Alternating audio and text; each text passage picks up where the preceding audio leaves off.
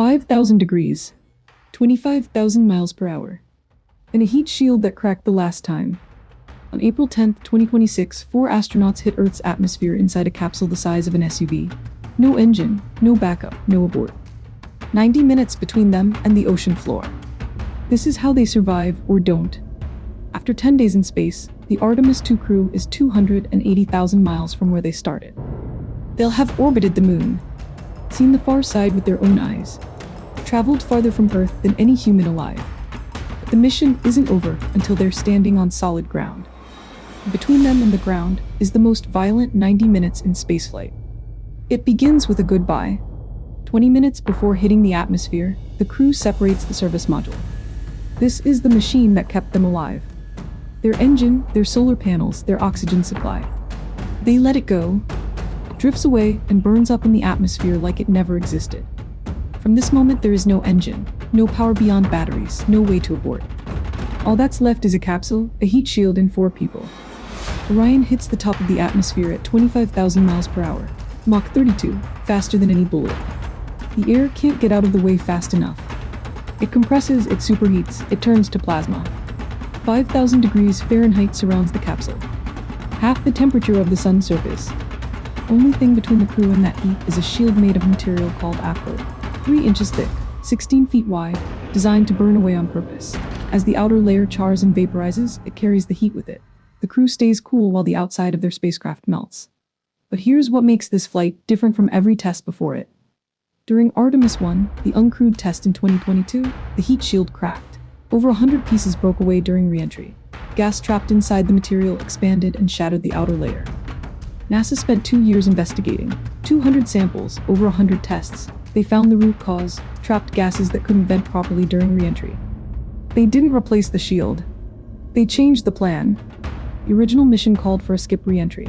The capsule would dip into the atmosphere, bounce back into space, then dive in a second time. 2 passes through the fire, spreads the heat, lowers the G-forces. That's exactly what cracked the shield on Artemis I. For Artemis II, they scrapped the skip. 1 entry, straight in, a steeper angle that punches through the danger zone faster. It means all the heat, all the force, all the violence compressed into a single pass. No bounce, no second chance. If the shield holds, they're home. If it doesn't, there is no plan B at 25,000 miles per hour. On April 10th, they find out. When the plasma surrounds the capsule, radio waves can't get through. Mission control goes silent. Houston hears nothing. The crew hears nothing. For about 5 minutes, no one on Earth knows if the crew is alive. Every person in mission control stares at a screen, waiting for a single signal. If it comes back, they're through. If it doesn't, there's nothing anyone can do. After surviving the fireball, Orion is still falling. 300 miles per hour toward the Pacific Ocean. At 26,000 feet, the forward bay cover blows off. 3 small parachutes pull it away. At 25,000 feet, 2 drogue chutes deploy, 80 pounds each. They stabilize the capsule and slow it from 300 miles per hour to 130. Then the mains. 3 massive parachutes. Each one covers 10,000 square feet of fabric, 265 feet of suspension lines. If all 3 open, the capsule slows to 17 miles per hour. If one fails, they still survive. The system is designed for 2 out of 3. If 2 fail, the crew hits the water at over 100 miles per hour. No one survives that.